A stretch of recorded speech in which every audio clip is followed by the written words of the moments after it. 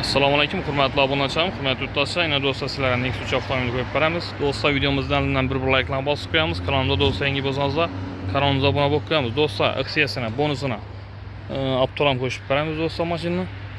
Hamma mashinalarga qo'shib berib o'tiribmiz. Do'stlar, mashinamizda 2019-yil mexanik korobka oladi.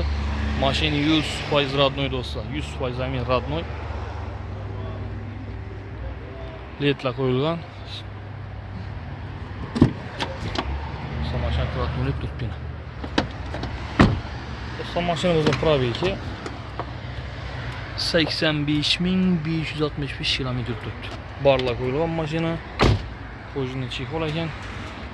Do'stlar, mashinamizning bahosi 95 million so'm. Avtokreditda eldan to'lov qo'yib beramiz. Oylik to'lov 3.400 dan 4 yil chiqarib beramiz do'stlar. Mashina qiziqadi uchun telefon nomerini pastga yozib qoldiramiz.